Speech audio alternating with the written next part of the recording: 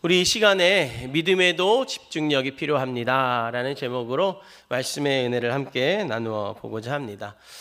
오늘 설교를 책 한 권을 소개하는 것으로 이야기를 한번 시작해 보려고 합니다. 요한 하리의 도둑맞은 집중력이라는 책입니다. 여러분, 집중력 잘 지니고 계십니까? 아닙니까?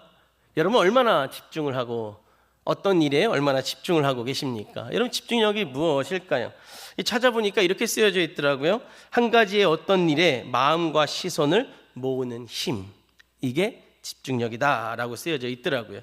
근데 여러분, 이 책을 좀 읽다 보니까 이 책의 저자는 오늘 우리가 살아가는 이 시대에 많은 사람들이 집중력을 잃어간다고 이야기합니다. 집중력을 빼앗아간다고 이야기하고요, 심지어 도둑맞고 있다라고 이야기를 합니다. 그럼 무엇이 우리의 집중력을 흐트러뜨릴까요? 무엇이 우리의 집중력을 빼앗아가고 우리의 집중력을 도둑질해 갈까요? 이 책에 보면 대표적인 예들이 꽤나 많이 나오는데요, 그 중에 몇 가지를 좀 말씀드리면 이런 것들이 있어요. 여러분 지금 주머니에 핸드폰 있으십니까? 핸드폰 없으신 분들 없죠? 이 핸드폰이 우리의 집중력을 앗아간다고 이야기를 합니다. 근데 여러분, 그냥 이 핸드폰이 우리의 집중력을 앗아가는 것이 아니라 핸드폰을 여러분 우리가 만지다 보면 이런 거 하죠. 이런 거 해요, 안 해요? 이런 거 하잖아요. 이거 무슨 기능이라고 그래요? 이 스크롤 기능이라고 하잖아요. 이 스크롤 기능이요, 우리의 집중력을 많이 빼앗아가고 있다라고 이야기를 해요. 여러분, 이거 참 편하지 않습니까? 쉽게 손가락 몇 번 튕기면 우리가 알 수 있는 정보들이 막 쏟아져 나오잖아요. 근데 이게 우리의 집중력을 빼앗아간다고 이야기를 합니다. 내가 원하든 원하지 않든 너무 많은 것들을 보여주는 거예요. 나는 A만 보고 싶은데 손가락 한번 움직이니까 B도 나오고 C도 나오고, 그러다 보니까 그것에만 나의 시선과 생각이 쏠리게 되어진다라는 거예요. 또 다른 예가 있는데요, 그것은 뭐냐면 유튜브의 알고리즘입니다. 여러분, 유튜브 여러분이 뭐 이렇게 조회하다 보면 여러분이 원하고 여러분이 목적했던 영상만 보나요? 아니면 그와 비슷한 영상들을 계속해서 보시나요? 비슷한 영상들 꽤 많이 보시죠? 혹시 여러분 이런 경험은 없습니까? 나 쇼츠나 작은 영상 하나 보려고 유튜브를 켰는데 나도 모르게 시간이 1시간, 2시간. 그렇죠? 저녁 때 잘못 키면 밤 12시까지 보기도 하고. 여러분, 우리가 이런 삶을 살아가고 있잖아요. 이게 여러분 알고리즘 때문에 그런데요, 내가 원하는 정보를 찾는데 내 의도와 상관없이 그와 관련된 정보가 막 쏟아지는 거예요. 그리고 나도 모르게 내 시선이 그들의 정보를 향해서 다가가고 있는 거죠. 아마 여러분들도 많이 경험해 보셨을 거예요. 솔직한 고백인데요, 저도 많이 당하고 있어요. 한번 이렇게 키다 보면 내가 원하는 정보를 봤어요. 근데 끌려고 하니까 그 밑에 뭐가 또 보여요. 그럼 또 그거 보게 돼요. 또 보다 보면 그 밑에 조금 더 신기한 게 보이는 거예요. 그럼 또 보면 이게 시간이 막 1시간이 가고 2시간이 갔던 경험들이 제 안에도 있습니다. 여러분, 이 책에 소개된 연구에 따르면 한 사람이 어떤 일에 집중을 하다가 다른 것을 생각하게 되고 또 다시 원래 집중하는 곳으로 돌아올 때 시간이 얼마나 걸리냐면 23분이나 걸린다고 이야기를 합니다. 지금 여러분, 내가 만약에 30분도 집중하지 못한다고 계산을 하면 어쩌면 우리는 하루 종일 집중하지 못한 채 삶을 살아가고 있는 거예요. 내가 A라는 일을 막 하다가 갑자기 B라는 일이 생각이 나서 A라는 일을 30분도 안 했는데 B라는 일을 해요. 근데 또 B라는 일을 막 하다가 나 A라는 일을 하고 있었지 라고 돌아오는데 그 일에 집중하는 시간이 23분이나 걸린다는 거예요. 즉, 우리 안에 어느 한 가지에 30분도 집중하지 못한다면 우리의 삶의 여정엔 단 하루도 집중하는 시간이 없다라고 이 연구 결과는 이야기를 하고 있는 거예요. 즉, 여러분, 집중력을 잃는다는 거 단순히 산만함의 문제가 아니라 삶 전체의 방향성을 흐트러버릴 수 있다고, 삶 전체의 문제를 가지고 올 수 있다고 이 연구는, 이 책의 저자는 우리들에게 경고를 하고 있습니다. 사랑하는 성도 여러분, 여러분은 어떠십니까? 설교를 시작하면서 질문을 했는데요, 집중력 잘 간직하고 계십니까? 집중력 잘 지니고 삶을 살아가고 계십니까? 혹시 여러분도 집중력을 도둑맞고 빼앗긴 채 삶을 살아가고 계시진 않으십니까? 그런데 여러분, 이 도둑맞은 집중력이 우리들의 세상적인 삶의 여정에만 있는 것은 아닙니다. 우리의 신앙의 삶의 여정에도 이 잃어버린 집중력 때문에 문제가 나타나기도 하고 하나님의 은혜를 온전히 체험하지 못한 채 삶을 살아갈 때가 너무나도 많이 있다라는 것입니다. 우리가 말씀에 온전히 집중하지 못하면 말씀을 잘못 이해할 수 있습니다. 그리고 그 결과는 하나님의 뜻보다 내 생각을 앞세우는 일들로 나타날 수 있습니다. 심지어 예수님을 믿는다고 하면서도 예수님이 정말 누구신지를 놓쳐버린 채 삶을 살아가기도 합니다. 오늘 우리가 읽은 말씀도 그 이야기를 우리들에게 일러주고 있는데요. 예수님 곁에 있으면서도 예수님께 집중하지 못하는 사람들이 등장을 하죠.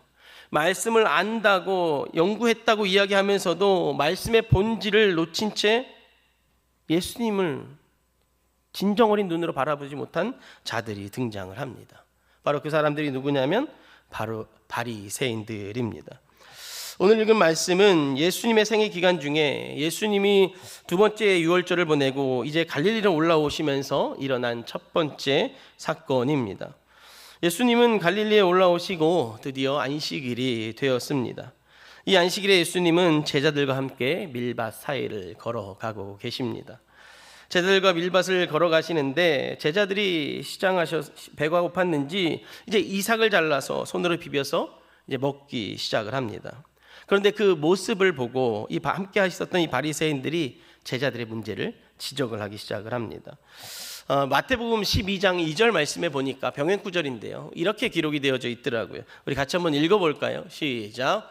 바리새인들이 보고 예수께 말하되 보시오, 당신의 제자들이 안식일에 하지 못할 일을 하나이다. 아멘. 여러분, 바리새인들이 어떤가요? 제자들이 안식일을 범했다고 이 고발하는 자들, 겉으로 보기엔 굉장히 좀 경건해 보이지 않습니까? 야, 너희들 그거 어겼어. 오늘 안식일이야. 너희들 율법 어겼어. 여러분, 경건해 보이는 질문처럼 느껴지지 않습니까? 하지만 여러분, 이들은 정작 중요한 것을 놓치고 있습니다. 바리새인이라 불리우는 이 자들은 말씀을 비롯한 율법 공부를 꽤나 한 자들입니다. 그리고 이들은 자신들이 공부한 율법을 삶의 기초로 삼고 행위의 기초로 삼고 삶을 살아가는 자들입니다. 해야 할 것과 하지 말아야 될 것을 분명하게 구별하며 사는 자들이기도 합니다. 그리고 바리새인들은 이것들을 너무나도 잘 알고 있는 자들이죠. 그런데 아이러니하게도 이들의 모습을 보면 사실 그렇지가 않습니다.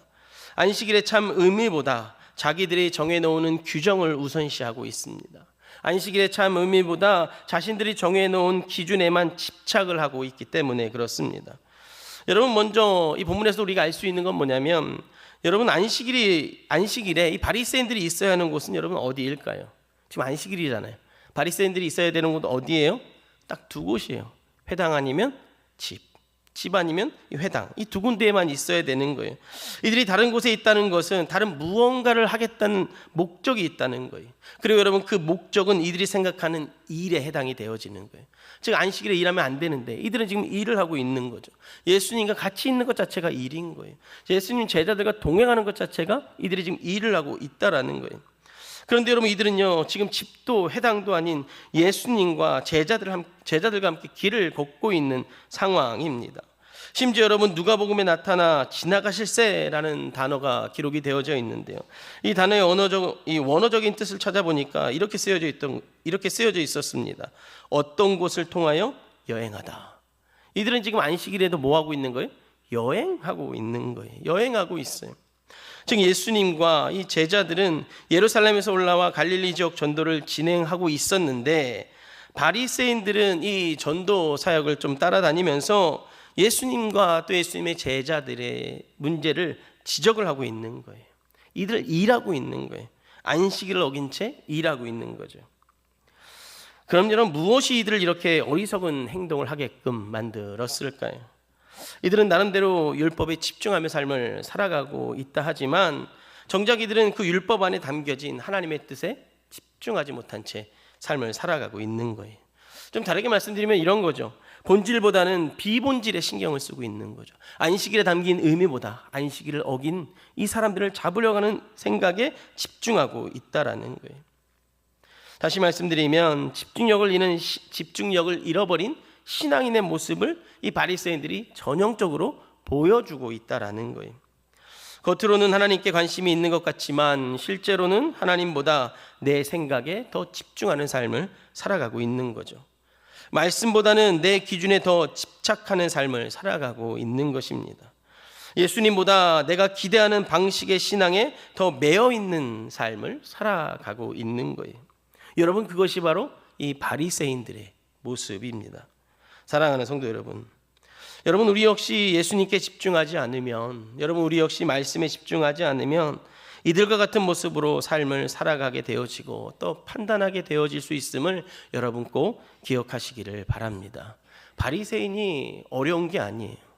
내가 복음에 집중하지 않으면, 내가 예수께 집중하지 않으면 나도 모르게 내가 중심이 되고, 그러다 보면 어느 순간 나도 모르게 바리새인이 되어질 수 있다라는 거예요. 교회를 다닌다고 해서 자동으로 예수님께 집중할 수 있는 건 아니에요. 성경을 읽는다고 해서 반드시 본질을 알게 되고 붙드는 것도 여러분 아닙니다. 그리고 기도를 오래 한다고 해서 꼭 하나님의 뜻을 구할 수 있는 것도 아니죠. 얼마든지 우리는 예수님보다 내 감정에 집중할 수 있고, 하나님의 뜻보다 내 계획에 집중할 수 있고, 심지어 복음보다 비본질의 문제에도 예민하게 집중하며 삶을 살아갈 수 있음도 여러분 꼭 기억하시기를 바랍니다. 그래서 여러분, 우리가 삶의 여정 속에 가장 집중해야 될 건 복음임을 여러분 꼭 기억하셔야 돼요. 우리 앞에 펼쳐진 이 말씀임을 여러분 꼭 기억하셔야 됩니다. 나도 모르게 이렇게 엉뚱한 것에 집중하며 삶을 살아갈 수 있어요. 예수께 집중하지 못한 채 엉뚱한 것에 집중력을 잃어버릴 때가 있다라는 거예요. 예수님은 이렇게 예수님의 말씀에 본질에 집중하지 못한 자들에게 다윗의 이야기를 하기 시작을 합니다. 오늘 우리가 읽은 본문 3절 4절 말씀인데요, 우리 같이 한번 3절 4절 말씀 읽어보겠습니다. 시작. 예수께서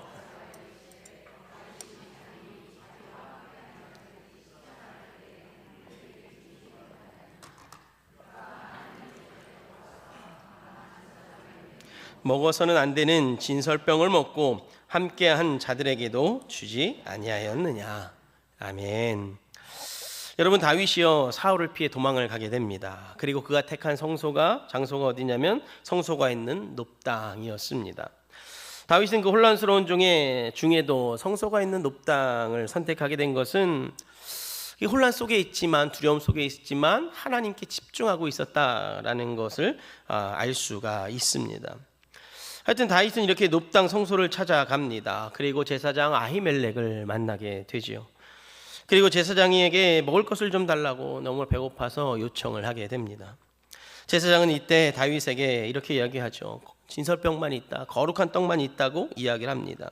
즉, 거룩한 떡만 있으니 이게 무슨 의미냐면 줄 수 없다네 라는 말로 다윗의 입장에서는 아마 들려졌을 거예요. 그런데 제사장은 그렇게 이야기하지 않고 그 다음에 이야기를 이어가는데요. 뭐라고 이야기하자면, 여자만 가까이 하지 않았다면 내가 이것을 너에게 줄 수 있다라고 이야기를 합니다.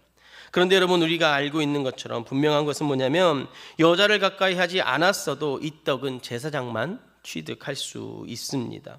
그리고 그것이 아니라면 이 남은 거는 그냥 태워서 없애버려야 하는 것입니다. 그런데 여러분, 이 아히멜렉은 이 떡을 제사장도 아닌 다윗에게 줄 수 있다고 이야기하고 심지어 또 주기까지도 합니다. 그리고 다윗은 그 떡을 또 받아서 먹기까지도 합니다. 이 이야기를 예수님은 이 바리새인들에게 들려주고 있는 거예요. 예수님은 이들이 그토록 존경하던 다윗의 모습을 생각해 보라고 말씀하고 계시는 거예요. 다윗의 행동에 제사장은, 그리고 하나님은 어떤 반응을 보였는지, 즉 무엇이 옳은지를 한번 판단해 보라고, 무엇이 본질인지를 한번 판단해 보라고 이야기를 하고 있는 거예요. 다시 말씀드리면 예수님은 바리새인들에게 이렇게 말씀하고 계시는 거죠. 너희는 율법 조항을 붙들고 있지만 그 율법을 주신 하나님의 마음은 놓치고 있구나 라고 예수님 이 바리새인들 향해서 말씀을 하고 계시는 거예요. 사랑하는 성도 여러분, 우리가 예수 앞에, 복음 앞에 집중하지 못한 이유들이 무엇이겠습니까? 아이러니하게도 우리 믿음을 고백하며 삶을 살아가고 있지만, 아이러니하게도 우리 자신들 때문에, 내 모습 때문에 예수님께 집중하지 못하고, 복음에 집중하지 못하고, 말씀에 집중하지 못한 채 삶을 살아가고 있을 것입니다. 내 욕심 때문에, 내 생각 때문에, 내 뜻에 하나님을 향한 믿음의 집중력을 잃어버린 채 삶을 살아가고 있죠. 그리고 계속해서 하나님 앞에 비본질만을 구하며 또 삶을 살아가고 있습니다. 믿음을 먼저 구하는 것이 아니라 믿음 다음에 일어날 이적이나 기적들을 구하며 삶을 살아가고 있고, 그 이적이나 기적을 구하며 삶을 살아가며 그것이 은혜입니다, 그것이 복입니다 라고 생각하며 외치며 삶을 살아가고 있다라는 거예요. 여러분, 예수님에게 제자들이 안식일을 어겼느냐의 여부는 그리 중요한 문제는 아닙니다. 안식일에 너희들이 예수와 함께하고 예수를 믿고 따르는지가 더 예수님에게는 중요했습니다. 제자들이 이삭을 잘라 먹었느냐, 이것이 중요한 것이 아니라 지금 너희 앞에 서 있는 내가 누구냐, 너희들이 나를 믿느냐, 이것이 예수님은 중요하다라고 말씀을 하고 계시는 거예요. 그럼 여러분, 이 말씀을 들은 바리새인들 어떤 반응을 보였을까요? 어떤 생각을 했을까요? 아마 말문이 막혔겠죠. 내가 생각하던 것과 너무나도 다른데, 저 율법 어겼는데 말씀 들어보니까 아닌 것 같네. 아마 이들의 말문이 막혔을 거예요. 그런데 여러분, 그 다음에 예수님께서 하시는 말씀 가운데 이렇게 말씀하신 이유와 내가 이렇게 말한 정당성에 대해서 예수님 드러내 보이셔요. 우리 5절 말씀인데요, 우리 5절 말씀 한번 읽어볼까요? 시작. 또 이르시되 인자는 안식일의 주인이니라 하시더라. 아멘. 여러분, 예수님의 이 말씀에 이들이 집중하고 있는 것이 틀렸다라고 말씀하고 있는 거예요. 너희들은 내가 하나님의 아들이 아님을 집중하고 있었지. 그런데 내가 바로 안식일의 주인이야. 내가 바로 하나님이요 그의 아들이란다 라고 지금 이야기를 하고 있는 거예요. 다시 말씀드리면, 바리새인들은 안식일 규정을 붙들고 있었지만 정작 안식일의 주인인 예수님을 놓치고 있었다는 걸 우리 예수님은 이 바리새인들에게 일러주고 있는 거죠. 여러분, 바로 이것이 믿음의 집중력을 잃어버린 자들의 비극인 거예요. 예수님이 앞에 계신데 예수님을 못 보는 거죠. 하나님의 은혜가 내 안에 있는데 내 안에 있는 하나님의 은혜를 못 보는 거예요. 하나님의 기도 응답이 내 삶에 이루어지고 있는데 내 삶에 이루어지는 기도 응답을 누리지 못한 채 자꾸 엉뚱한 것만 기도하는 이들의 모습이 보여지고 있는 거죠. 사랑하는 성도 여러분, 집중력 있는 믿음은 언제나 생명을 살리게 됨을 여러분 꼭 기억하시기를 바랍니다. 예수님께 집중하는 사람은 살리는 쪽으로 이렇게 행동하고 생각하고 판단을 합니다. 긍휼로, 회복으로, 사랑으로 시선이 옮겨져 가기 때문에 그렇습니다. 여러분, 이 땅에 오신 예수님도 우리들에게 보여준 모습이 그런 모습 아니겠습니까? 하나님은 말씀으로 세상을 창조하셨습니다. 그리고 그 첫사람 아담에게 자유의지를 주시면서 선과 악을 알게 하는 나무만은 먹지 말라라고 말씀하셨습니다. 하나님이 그렇게 말씀하신 것은 세계 만물과 인류의 왕이 하나님이심을 드러내기 위한 하나님의 수단이셨습니다. 그런데 어느 날 사탄이 찾아옵니다. 그리고 또 아담과 하와에게 선악과를 먹으면 하나님처럼 될 수 있어 라고 유혹을 하죠. 그러자 이들은 하나님처럼 되고자 하는 마음에 그만 하나님의 말씀을 어기게 됩니다. 그런데 이들은 하나님처럼 되지 못하였습니다. 이들은 이걸 먹으면 유혹한 사탄 이야기처럼 하나님과 가까워질 줄 알았는데 오히려 하나님과 멀어지게 되었습니다. 하나님의 인기척에 반가움이 아니라 더 이상 하나님의 인기척에 숨어야만 하는 존재가 되었기 때문입니다. 바로 이들이 지닌 죄 때문에 이런 일이 벌어진 것이죠. 하나님은 이런 상황을 바라보시면서 몹시 아파하셨습니다. 그래서 하나님은 원래의 창조의 모습대로 인류를 마주하기를 원하셨습니다. 그리고 그 일을 위해 하나님이신 예수님이 이 땅에 내려오게 되셨죠. 메시아로, 또 그리스도로 이 땅을 찾아오셨습니다. 죄 가운데 죽어가는 생명을 살리려고, 죄로 가득한 세상에 긍휼을 베푸시려고, 회복을 시키시려고, 사랑을 전해주시려고 예수님은 이 땅에 찾아오신 거예요. 그런데 여러분, 이렇게 하나님의 뜻을 이루기 위해 이 땅에 오신 예수님인데 율법을 알고 말씀을 공부한 자들이 예수님을 지금 의지하지 않고 있는 거예요. 눈앞에 보이는 예수님을 믿지 않고 있는 거예요. 믿고 따라와야 하는데 오히려 아닐 것이라고 부정하고 있는 거예요. 예수님의 말씀과 그의 행적에 집중하지 않고 엉뚱한 것에 집중해서 예수님을 그리스도로 바라보지 못한 채 이 바리새인들의 삶을 살아가고 있는 거죠. 사랑하는 성도 여러분, 예수님을 안다고 해서 우리가 온전한 구원을 얻은 것이 아님을 여러분 꼭 기억하시기를 바랍니다. 예수를 아는 것이 아니라 예수를 믿어야 구원에 이르게 됩니다. 바리새인도 예수님과 동행하고 예수님을 알았잖아요. 그런데 여러분 어땠어요? 믿었어요? 안 믿었어요? 믿지 못했죠. 안 믿었어요. 못 믿었어요. 끝내 반대편에 서 있었어요. 그러니 자신 앞에 있는 예수님을 보지 못하는 거예요. 자신 앞에 서 있는 그토록 그들이 기다리던 메시아를 바라보지 못했다는 거예요. 그렇다면 항상 내가 예수님이 누구신지를 인지하고 그를 향한 온전한 믿음을 지니려면, 즉 믿음의 삶에 집중하려면 여러분 어떻게 해야 될까요?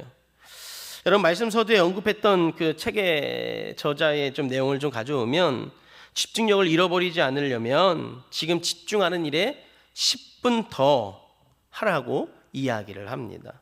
제가 어떤 일을 막 집중하고 있으면 또 다른 생각이 들려고 할 때, 아니야, 이 일도 해야 돼 라고 딱 10분만 더 해야지 라는 훈련을 하라고 제안을 하고 있었습니다. 저도 예수님이 나에게, 우리에게 어떤 분인지 인지하기 위해서, 그리고 내가 어떤 선택을 하고 행동을 해야 하는지를 깨닫기 위해서 저도 10분을 좀 말씀을 드리고 싶습니다. 단 우리는 어떤 상황을 맞이하든 혹은 누구와 만나든 그 상황 속에서 먼저 예수님을 10분 생각하고 이야기하자라는 거예요. 급한 결정 앞에서 결정 내릴 것이 아니라 10분 정도 예수님을 생각해 보자라는 거예요. 직장의 문제 앞에서 그냥 사인 내릴 것이 아니라 10분 정도 예수님이라면 어떻게 하셨을까? 예수님은 어떤 마음이실까? 한번 고민하고 묵상해 보자라는 거예요. 시험과 고난 앞에서 바로 반응하기 전에 먼저 마음으로 질문하는 거죠. 예수님이 만약에 이 자리에 계셨으면 어떤 말씀을 우리에게 하셨을까? 예수님이 이 상황을 어떻게 보고 계실까? 예수님은 지금 내게 어떤 말씀을 주기를 원하실까? 잠깐 멈추어 서서 예수님을 생각하는 훈련, 그 10분 한번 해보자라는 거예요. 그것이 여러분 믿음의 집중력을 회복하는 시작의 시간이 되어질 것이기 때문에 그러합니다. 말씀을 정리하겠습니다. 여러분 많은 사람들은 예수님이 누구인가라는 질문에 이렇게 고백하죠. 하나님의 아들입니다 라고 고백을 합니다. 그리고 또 때로는 기독교라는 종교의 위대한 스승이요 라고 또 답을 할 것입니다. 그러나 여러분 예수님을 믿는 자의 대답은 분명하죠. 예수를 믿는 자의 대답은 어떤 대답일까요? 창조주 하나님이십니다. 우리의 인도자이시고 구원자이십니다. 하나님의 아들이십니다. 내 삶의 주인이십니다. 다양한 방법으로 대답을 할 것입니다. 같은 질문에 답변이 다르게 나오죠. 그럼 여러분 왜 답변이 다를까요? 믿음에 있고 믿음에 없고의 차이이죠. 믿음을 향해서 집중력을 지니고 있는지 없는지의 차이일 것입니다. 그리고 그 믿음의 삶을 살아가려면, 믿음을 지키려면 이 집중력이 필요하다라는 거예요. 사랑하는 성도 여러분, 믿음에도 집중력이 필요함을 여러분 꼭 기억하시기를 바랍니다. 예수님께 집중해야 본질을 놓치지 않습니다. 예수님께 집중해야 하나님의 뜻을 분별할 수 있고요. 예수님께 집중해야 사람을 살리는, 생명을 살리는 삶을 살아갈 수 있는 것입니다. 오늘 이 시간 우리의 시선이 예수님께로 향하기를 원합니다. 믿음의 집중력이 생기기를 원합니다. 예수로 살아가는 삶이 우리의 모두의 삶이 되기를 주님의 이름으로 간절히 축복하겠습니다.